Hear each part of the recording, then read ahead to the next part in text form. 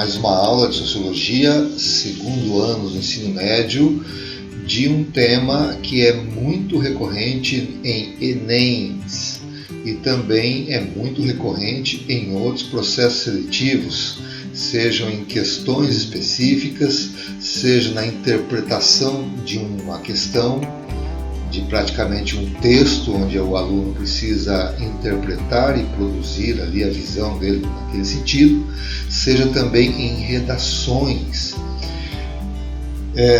O tema que nós vamos começar a estudar é a indústria cultural. Como disse, um tema muito recorrente no Enem, é um tema que é pensado desde a década de 40, com auge em relação a pensadores de sociologia, especialmente na década de 60 e 70, e que vem sendo revisitado várias vezes pelas intensas mudanças que vem acontecendo nesse cenário de indústria cultural e também dos meios de comunicação de massa. Na década de 30, quando houve a Grande Depressão dos Estados Unidos e o período também entre guerras, muitas coisas aconteceram na sociedade ocidental, repercutindo no Brasil. E depois que a economia retoma e vem a Segunda Guerra Mundial, dando mais uma sacudida aí no mundo, pós-Guerra Mundial começa então uma intensidade gigantesca em relação a transformações no mundo, tanto na mentalidade coletiva ou de novas lideranças, de novas frentes de visão de mundo, a Guerra Fria, com o plano de fundo esquerda socialista, com direita neoliberal, as questões de meio ambiente, as questões dos paradigmas comportamentais, do sistema de valoração, do questionar a sociedade hipócrita como era vista na época, de valores superficiais. E nisso tudo a cultura explodiu pela música, pelo rádio, pelo cinema, e as mudanças eram consideradas assim, grandes mudanças da década de 30 até a década de 70, elas levavam aí 30 anos para ser uma mudança bem significativa mesmo. Hoje nós falamos em 2 anos do surgimento do Google e o surgimento do Facebook. Alguns estudiosos dizem que em 2 anos já existem mudanças extremamente significativas na sociedade como um todo. A isso podemos considerar relações de trabalho e consumo, relações de produção e consumo, relações consumo e meio ambiente, relações cultura e comportamento, relações de novos meios de manipulação e aculturação, que é substituir uma cultura pela outra. Então é muito intenso tudo isso. Então o assunto da aula de hoje ele é bastante importante para questões muito pontuais, né? E muito revisitadas em processos seletivos. Vamos lá para essa viagem aí sobre a indústria cultural e os meios de comunicação de massa.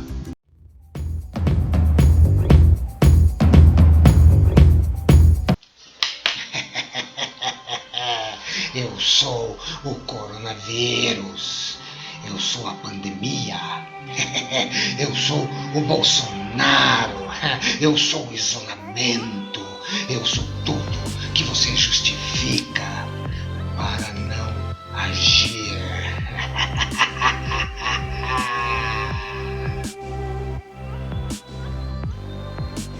Aí, cara, quer saber? Eu acho que eu vou voltar a estudar. É assim que se fala! Você está esperando acontecer o quê? O vírus ir embora? A vacina da Rússia? O Paraná ser campeão? Você está esperando o quê? para fazer o que tem que fazer agora! Enfrente o coronavírus, amigo. Enfrente o desânimo. Levante o guerreiro que está dentro de você. Agora!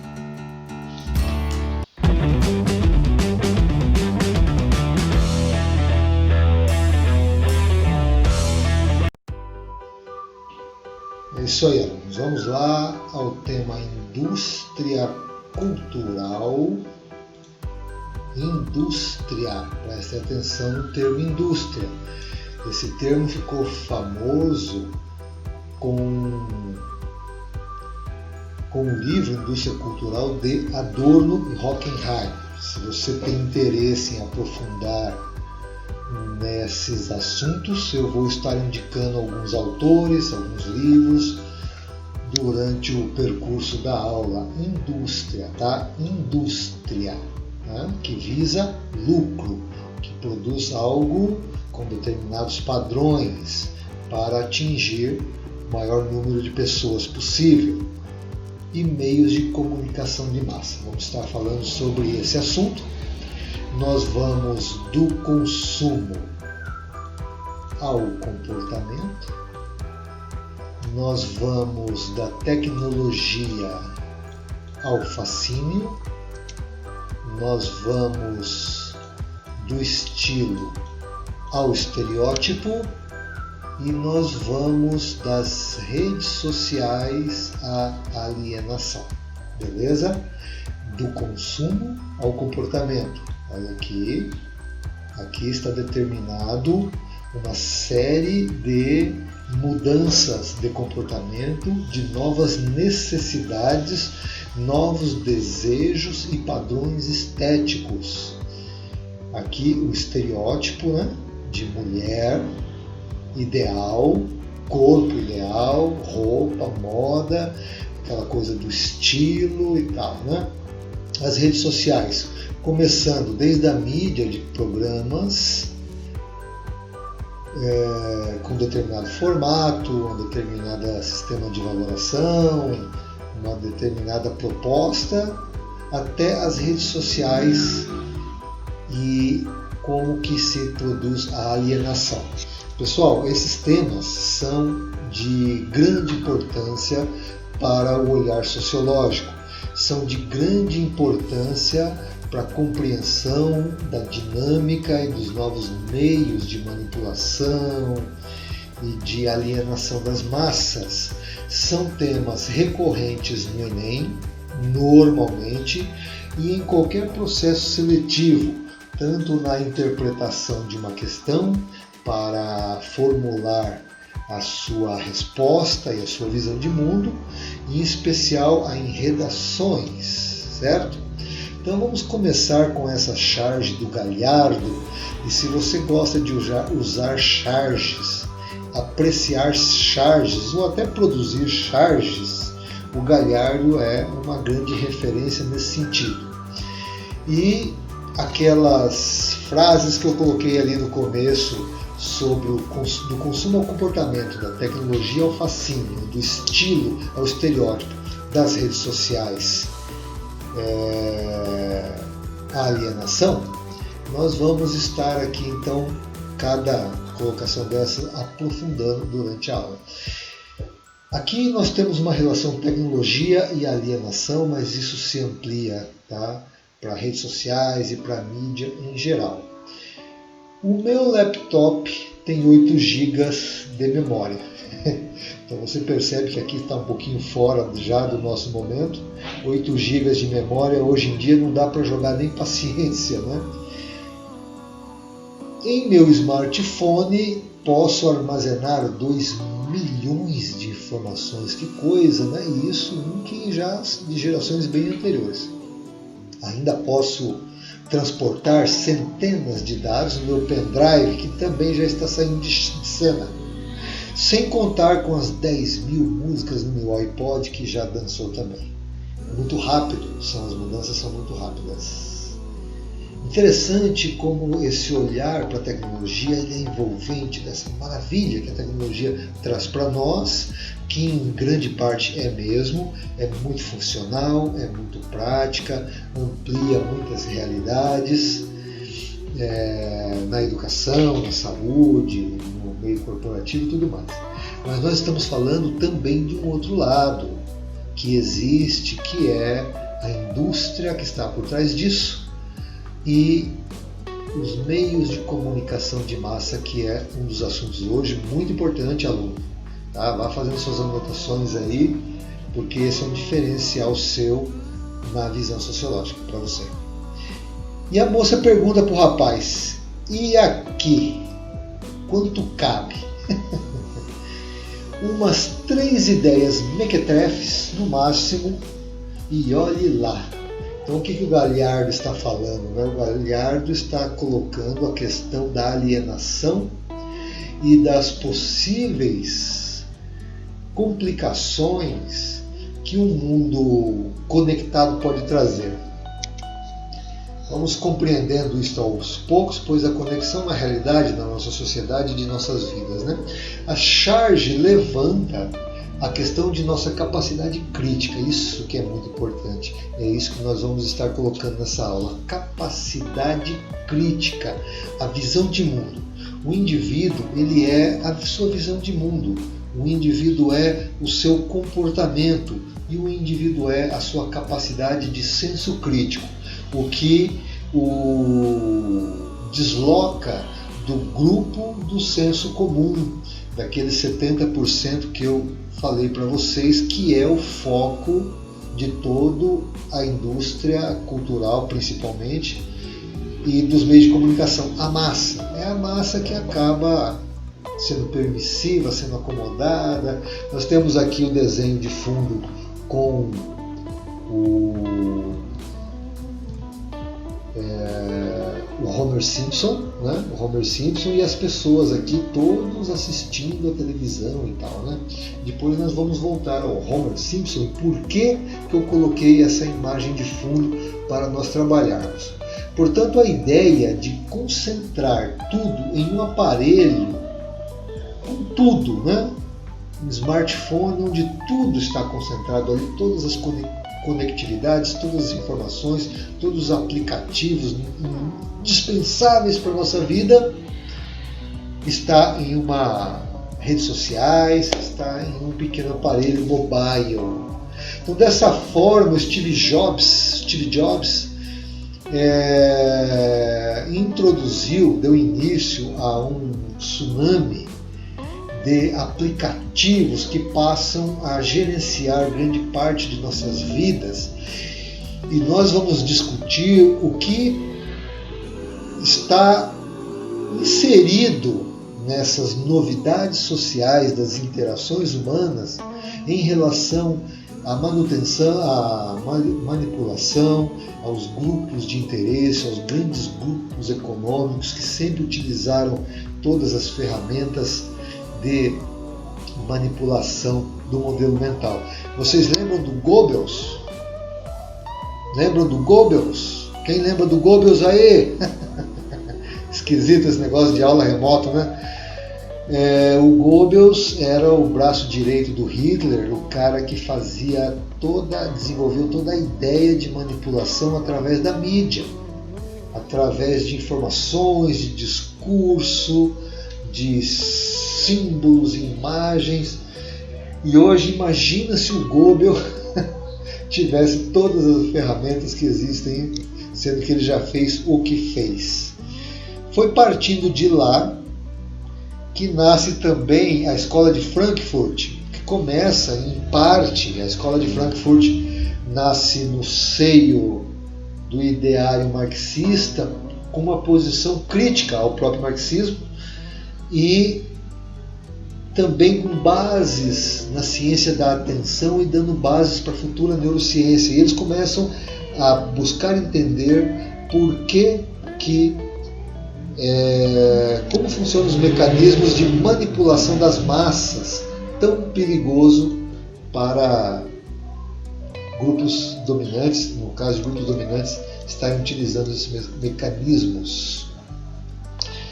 Muito bem, a relação mídia e consumo é o que nos interessa nessa aula. Você percebe uma relação entre mídia e consumo? Você percebe uma tendência na sociedade em determinar que o consumo é o objetivo de vida? Que o consumo é a felicidade? Que o consumo é o que gera o status social? O consumo é que gera o indivíduo inserido e o diferencia, entre aspas, nesse meio. Portanto, o que os sociólogos, e para você que se liga em literatura e quer entender, se aprofundar, estar acompanhando melhor esses assuntos para ampliar o seu modelo mental e visão de mundo, nós podemos já pensar no Adorno, tá? O Adorno que forjou de forma a generalizar o termo indústria cultural no livro Indústria Cultural de Adorno e Horkheimer. Aí já é uma dica de escritor, de autor de livros para ir nos aprofundando. Mais adiante vou dando outras dicas de que existe uma indústria cultural, né, que gera uma relação tal do indivíduo com o consumo que o consumo passa a ser a grande meta de vida para os indivíduos. O questionar esse sistema é questionar qual é a preocupação desse sistema com a sociedade, para o bem da sociedade e o bem dos indivíduos.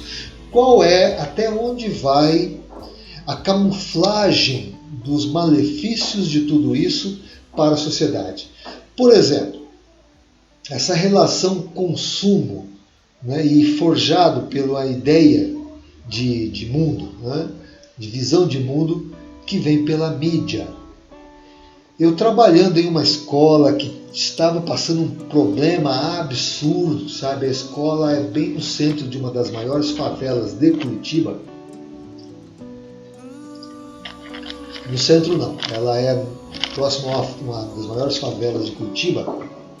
Estava sem diretor, apenas como vice-diretor, várias disciplinas não tinham aula, um dos professores estava com problema psicológico, outro professor estava cuidando da biblioteca, pois não tinha mais condições de entrar em sala de aula. Caótico. E eu trabalhando com um grupo mais ou menos de 40 jovens, uma galera do EJA também, um pouco mais diversificada a questão da idade. Aí eu coloquei para os alunos a seguinte situação, que é meio que a situação da maioria naquele contexto. Você tem na sua casa sua mãe e seu pai desempregados. Você tem na sua casa a condição do seu pai estar vivendo e sustentando a família com bicos. E que o armário de alimentos está quase vazio, na geladeira não tem nada dentro e a situação está feia. E esse rapaz, esse jovem, faz um bico com jardineiro, instalação de drywall, elétrica, pintura, qualquer coisa, e ganha 300 pila. E ele pega esses 300 pila e compra um boné para colocar na cabeça e sair na rua, ali no bairro dele, com um boné de marca na cabeça, acreditando que ele assim é uma pessoa melhor, mais inserida e mais feliz. Faz sentido para você, aluno? Quando eu comentei isso, os caras falaram, caramba, teve um aluno que cutucou o outro, cara, é assim mesmo o troço? Porque a visão de mundo está tão alterada que a pessoa perde a condição, ela perde os nexos. Já falei isso para vocês, lembram? É o processo de idiotização da sociedade, um dos focos dos meios de comunicação de massa, tá? Nos grandes meios de comunicação de massa, eles têm, os grandes gestores e CEOs desses segmentos, eles têm conhecimentos que vocês não fazem ideia. E uma das formas, por isso que vai ter um momento que nós vamos voltar aqui no Homer Simpson, tá? Uma das ideias é a idiotização. O que é idiotização? Já falei isso para vocês. Você se lembra? O que é idiotização? A idiotização é você perder os nexos do que realmente é importante para você, as conexões do que fazem com que você se desenvolva, com que você cresça, com que você desenvolva habilidades imprescindíveis para a sua vida. Levante o guerreiro que está dentro de você. Agora.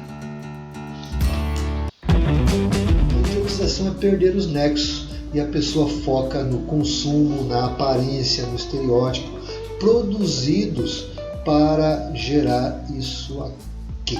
Beleza? Faz sentido para você? Hoje o tema é isso, pessoal. Muito importante, muito recorrente em Enems e como que você vai estruturar uma redação, interpretar um texto sobre indústria cultural e meios de comunicação, como que você vai poder colocar uma grande sacada ali naquele processo seletivo para ter o seu diferencial por ser uma pessoa crítica. Vamos lá. Então pressupõe-se que a mídia ou meios de comunicação teriam um olhar neutro, partindo de uma perspectiva liberal. Você entende isso? Você conseguiria interpretar uma questão do Enem, coloca lá aquele texto, né, com 22 linhas e coloca ali sobre uma ordenação midiática por meio de propagandas e tal, que tem a mídia como um poder considerado o quarto poder no mundo. Temos o poder executivo, o legislativo, o judiciário e o poder midiático. Olha, tem um autor que coloca isso, a mídia como o quarto poder. Existe uma perspectiva liberal nesse mecanismo midiático de ter o patrocínio da iniciativa privada. Entendem isso aqui? Consegue interpretar uma questão assim? O patrocínio da iniciativa privada no grande meio midiático é uma perspectiva liberal, que é a ideia de desenvolvimento econômico, a ideia de oportunidades, de criatividade, de perspectiva de crescimento econômico. Essa é a perspectiva liberal, não é isso? A iniciativa privada entra com esse discurso, que é legal. Por uma parte, nós estamos analisando outras questões, né? Que entra também a manipulação desse meio para gerar o consumo que gera o lucro. E nem sempre existem critérios razoáveis para esse desenvolvimento. Bom, então pressupõe-se que a mídia seria um meio de comunicação com olhar neutro, porque no momento que houve a concessão do Estado para que ocorresse a possibilidade de grupos terem a grande mídia em suas mãos, o discurso obviamente era esse. Então tem um estudo, pessoal, chamado Os Donos da Mídia. É um estudo internacional realizado com foco na América Latina, tá? Então, de 2017, aqui um trecho de uma manchete que ele foi lançado naquela sexta-feira, não sei de que mês, na PGR, Procuradoria Geral da República. Restrições ao pluralismo de vozes, entendeu? Pluralismo de ideias, pluralismo de visões de mundo, restrições. Se você tem uma, duas, três grandes mídias no Brasil ou em qualquer país, então você tem a centralização da ideia de cultura, da visão de mundo, da formação de valores adequados para aquela visão de mundo, tá? Então, as concessões públicas nas mãos de parlamentares. Olha, atenção, aluno, do teu senso crítico. Quando foi disponibilizado a concessão para grupos da iniciativa privada, houve, e é do governo, né? E do governo estão ali os parlamentares. Houve mais ou menos um número por volta de 3. Esse trabalho, essa pesquisa, esse estudo trouxe essas informações de mais ou menos 315 parlamentares que já entraram como sócios em diversos grupos de mídia em todo o país, como rádio, televisão, naquele momento. Hoje tem ainda mais a opção das redes sociais e da internet. Parlamentares, criando oligopólios e monopólios. Né? O monopólio, quando um grupo domina um certo segmento social, normalmente socioeconômico, é o que nós estamos falando, atinge a sociedade e tem um interesse econômico.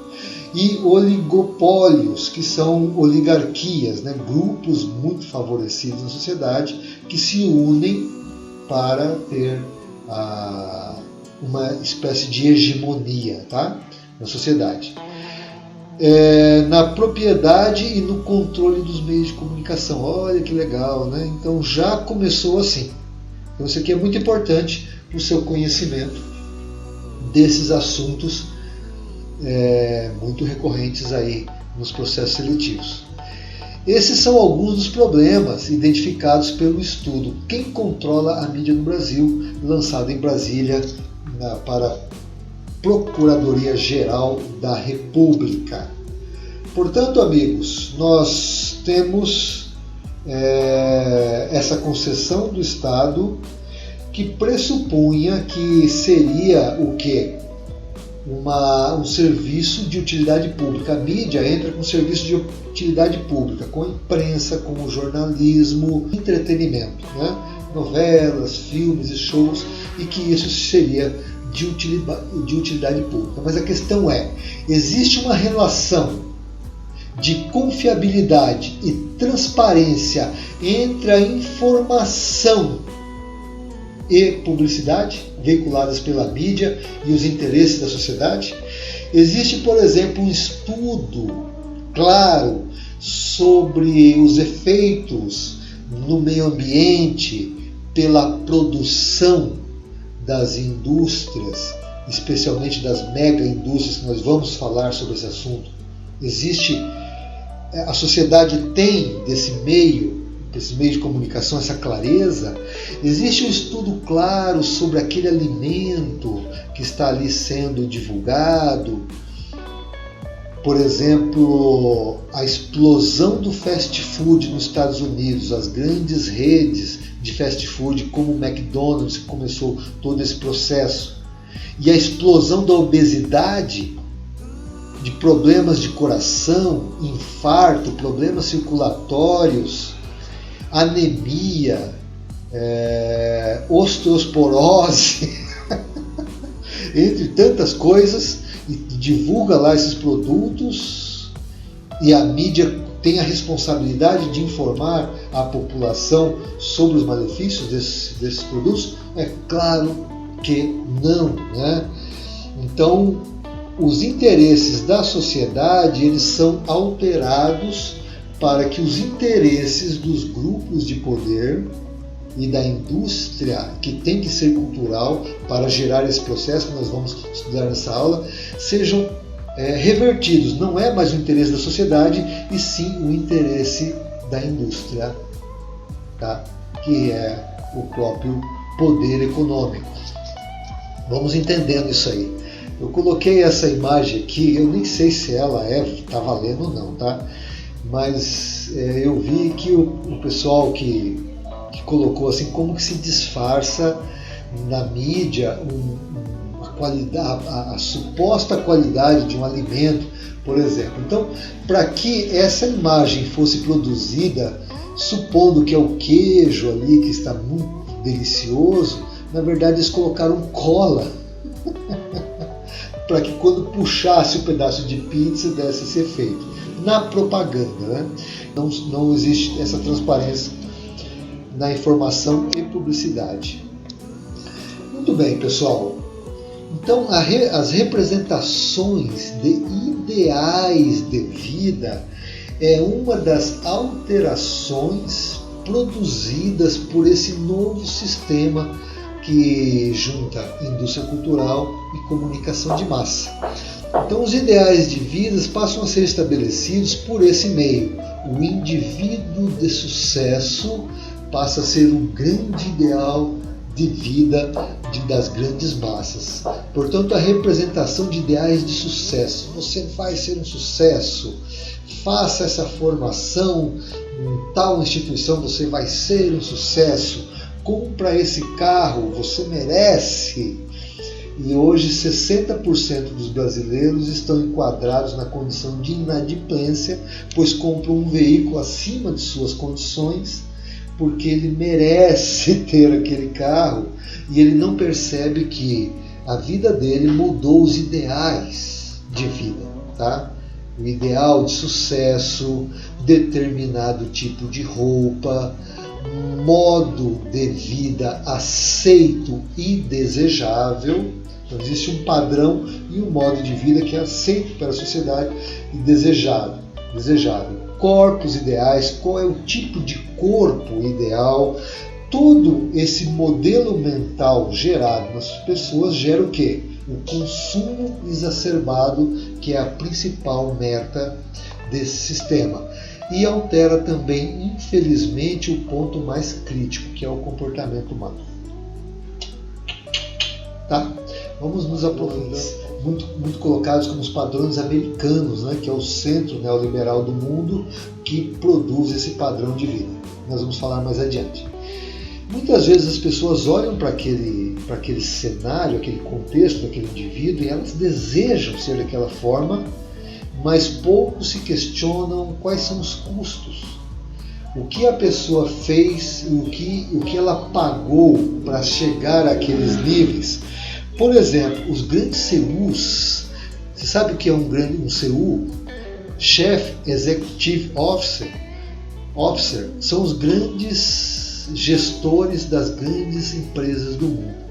Estudos dizem que quase 80% desses CEOs usam cocaína e não tem uma relação familiar estruturada, com problemas com filhos e esposa.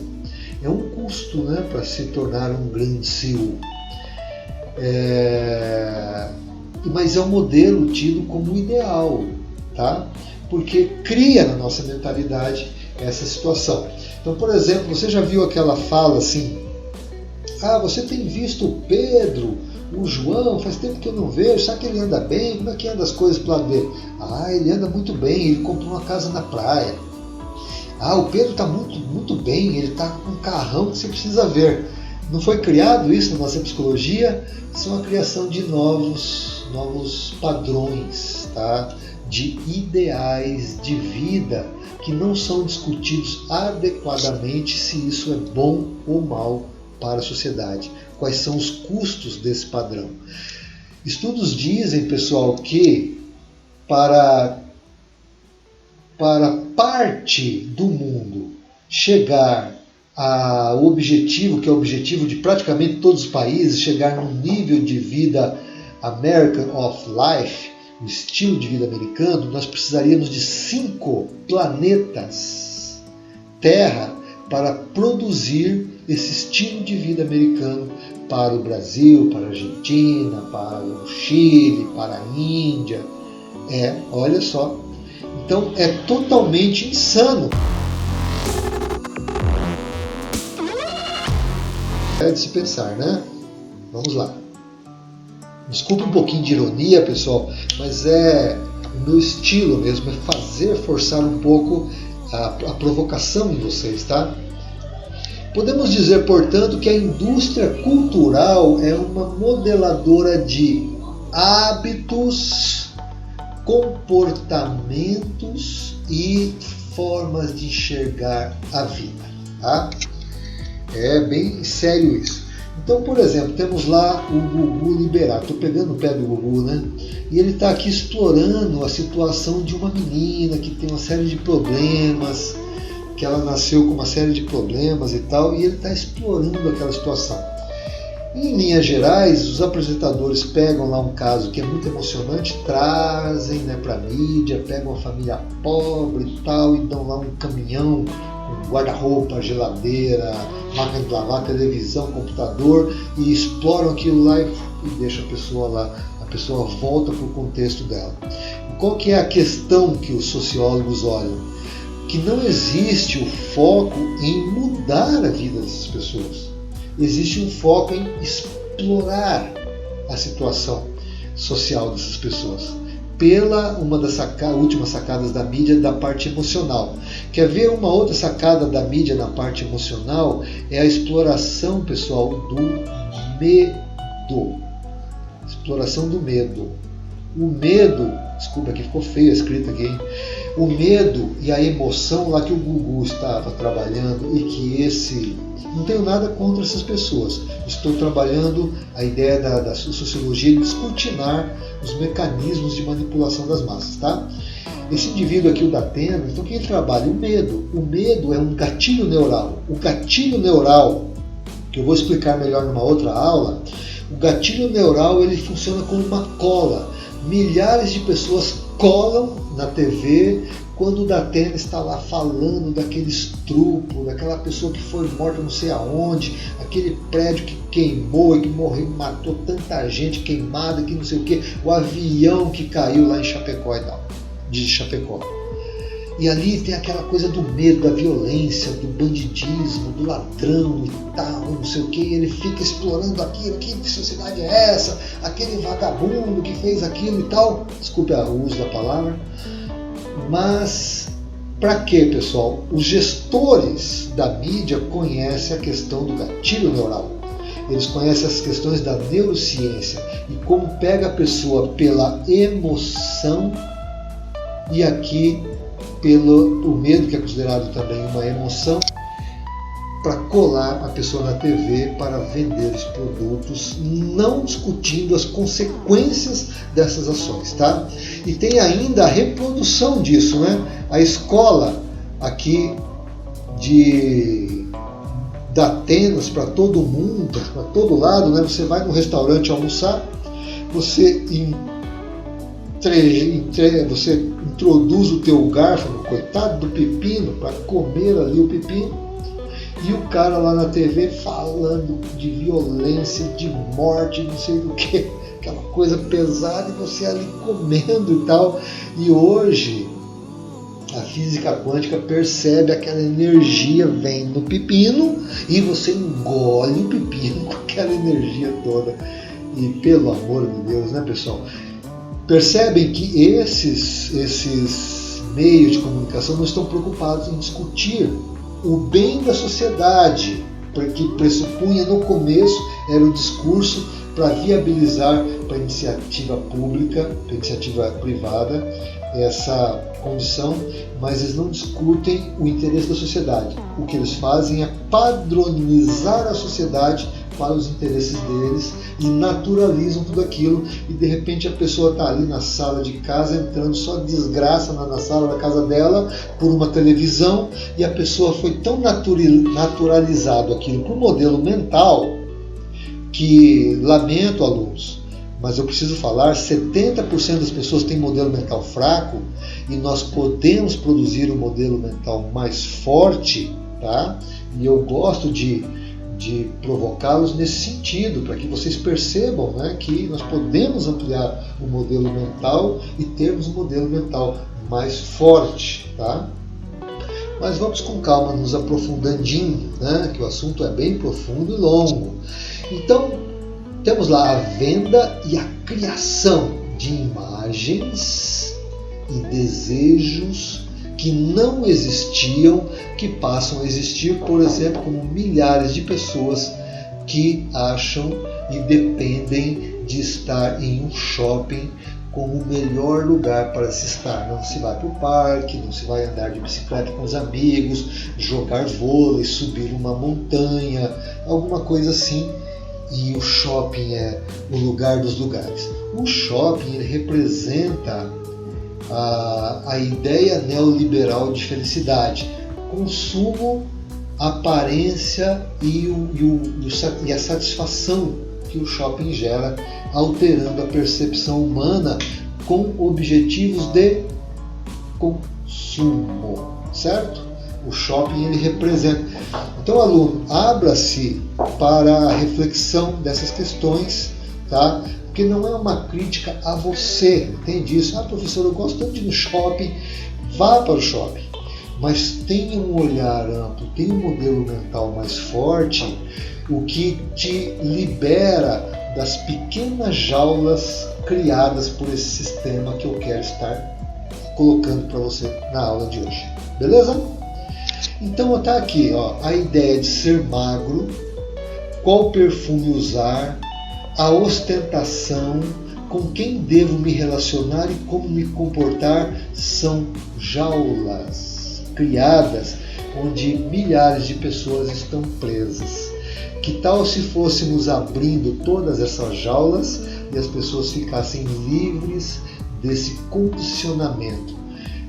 A ideia de ser magro, de não aceitar o seu próprio corpo, de se achar feio, de não ter poder de consumo para ser aceito pela sociedade, são jaulas, são prisões. Tá?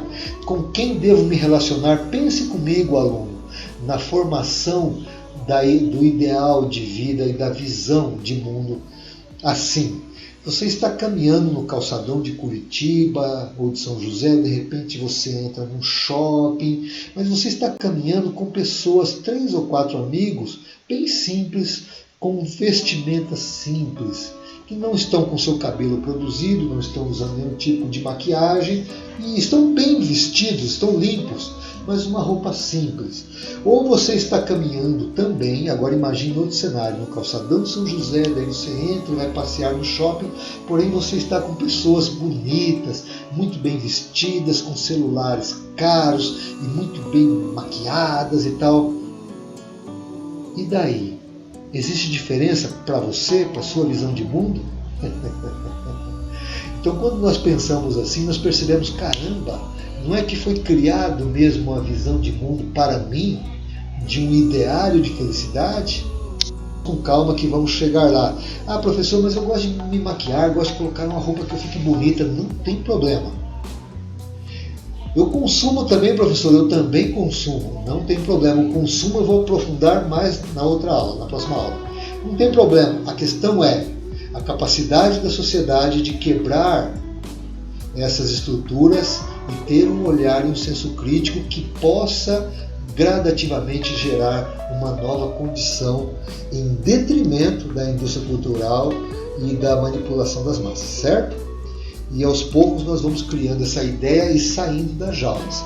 Perceba que são ideários de vida, que estão fora, presta atenção, da realidade da maioria das pessoas, que farão grandes esforços para estarem inseridos nos estereótipos produzidos por esses meios de comunicação. Sacou? Grandes meios é gerar um estereótipo, um ideário de felicidade que não se alcança fácil.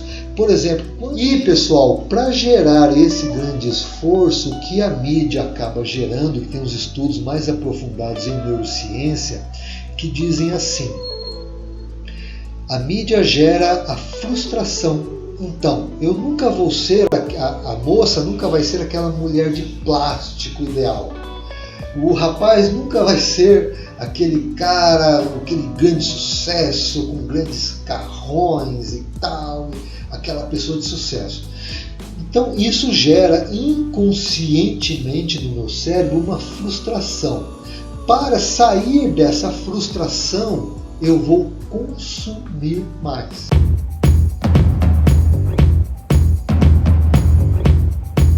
Aí do consumo, que não é o problema, o consumo, né?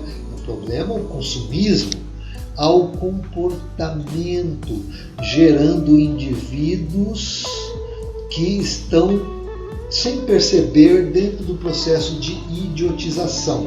Para milhares de jovens, a felicidade é isso aqui: shopping time, né? É tempo de shopping, é ter compras, vaidade, a aparência, e achando que isso é felicidade. Isso é o processo de idiotização. Por quê? Idiotização é perder os nexos do que realmente fazem de você uma pessoa feliz. Uma pessoa feliz é uma pessoa de modelo mental forte, é uma pessoa estruturada em si mesmo, é uma pessoa que tem propósito de vida, que tem inteligência emocional, que tem relacionamentos de qualidade com os outros e consigo mesmo. Só que isso não é trabalhado nem na educação, especialmente no Brasil, e nem na responsabilidade midiática de relacionar isso aqui com anorexia e bulimia. Um pouquinho forte, mas é a provocação que eu coloco para vocês. A relação desse modelo e ideário de vida com anorexia e bulimia. Você sabe, aluno, que é anorexia e bulimia, né?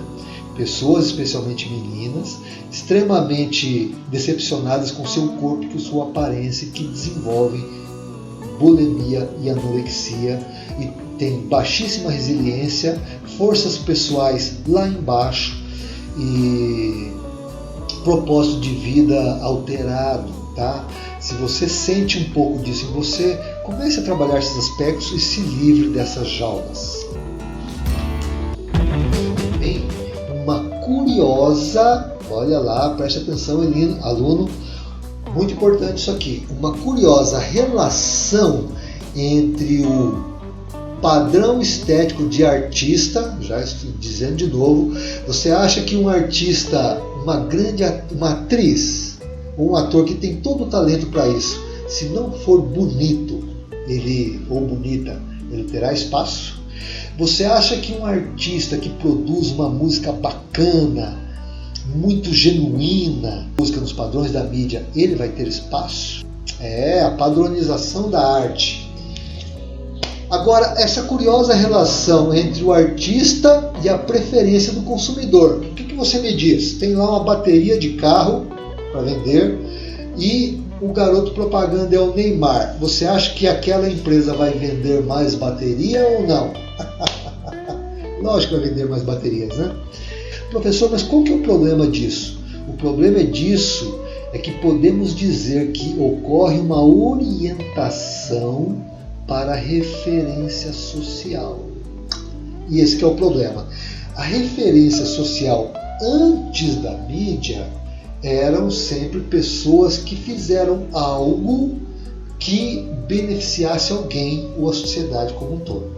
Essa pessoa se tornava referência, porque isso vem culturalmente pela cultura gerada pelo meio social sem influência ou da mídia ou a influência das estruturas socioeconômicas como neoliberal, socialista, comunista, fascismo, nazismo, que passaram na sociedade capitalista a gerar os modelos mentais e as ideologias das pessoas.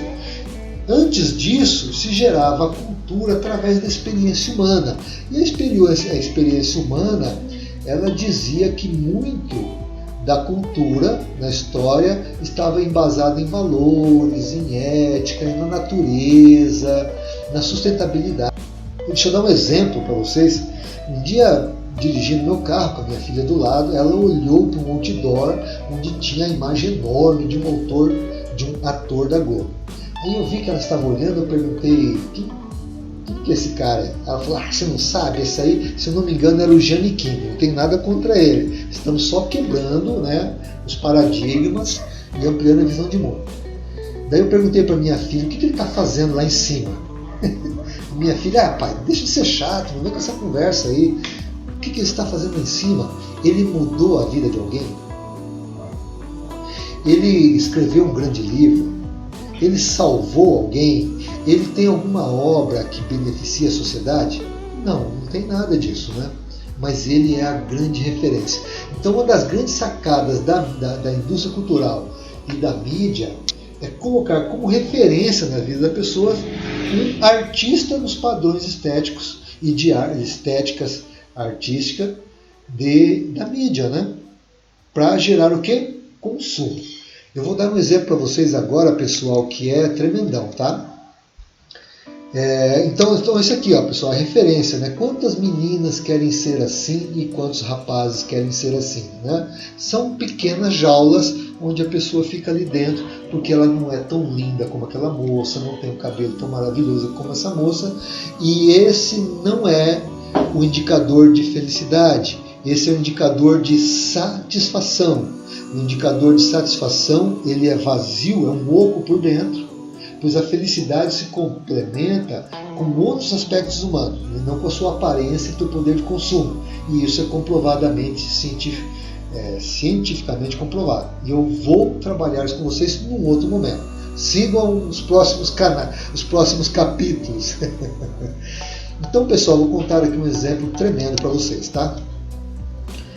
Em Goiás, um grupo de empresários compraram um grande lote de terreno.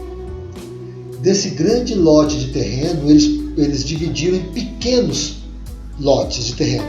Fizeram as ruas, passaram esgoto, parte hidráulica, parte elétrica, fizeram casas muito bem feitas, pequenas, mas muito bem feitas, com grafiato, casa de alvenaria, com forro de PVC, pintadinhas, com esquadrias de alumínio. Selecionaram pessoas que moravam na miséria, em favelas, famílias inteiras, e essas famílias foram chamadas. Quando essas famílias começaram a entrar naquela vila, o empresário perguntava: gostou de alguma casa? O pai de família falava: pelo amor de Deus, moço, não brinca com isso não.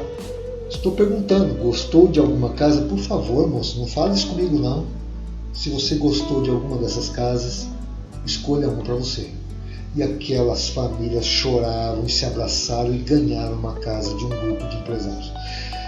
Isso aconteceu, eu conheço, tá? Eu vi a matéria, não consegui encontrar novamente para trazer para vocês.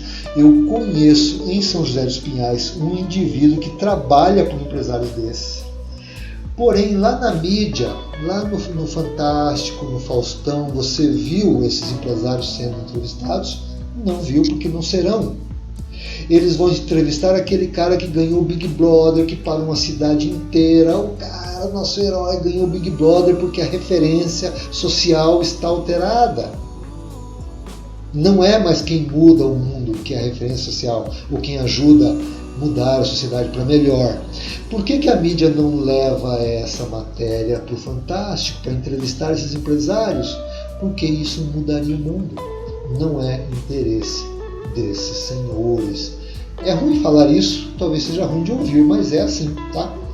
E é muito legal se libertar dessas coisas para poder caminhar no mundo mais livremente, com a visão mais ampla e não ser nenhum bobinho, né, no processo de idiotização. Mais um exemplo, Pat Adams. Você assistiu Pat Adams? O Amor Contagia. É uma história real de um cara que se tornou médico e tal. Assista um filme. Ele terminou, quando fizeram o filme sobre a história de vida dele, veio muita grana do filme para ele. Ele não gostou muito do filme não, mas o filme é bom. Com essa grana ele construiu um hospital. Ele queria construir nos Estados Unidos, não foi possível, que os Estados Unidos não permitiu, não quis dar um terreno para ele. O México deu. Ele construiu um hospital top de linha, muito moderno, e anunciou: quem é do meio da saúde, quiser trabalhar nesse hospital, pode vir, só que o salário será o do porteiro, o do setor administrativo, do atendente e do médico, vai ser o mesmo salário. Pessoal, deu fila de pessoas para trabalhar no hospital do Pat Adams. Assistam o filme Pat Adams. Estou indicando para vocês, assistam o filme Pat Adams, o Amor Contagia, Alegria Contagia, se eu não me engano. Assistam a entrevista do Pat Adams verdadeiro na Roda Viva do canal Cultura, TV Cultura, e vejam que interessante que foi, né? Então ele construiu esse hospital, e nessa entrevista na Cultura, um cara perguntou para ele: Pat Adams, o senhor não foi convidado por nenhum grande meio de comunicação de massa do Brasil. Então ele não foi convidado pela Globo, pela SBT, pela Record e pela Band. Só pela Cultura. Daí ele fala que no mundo inteiro é assim. Eu fiquei muito famoso depois do filme, então eu palestro pelo mundo todo. Mas nenhum país que eu chego, os grandes meios de comunicação me chamam para palestrar, tá?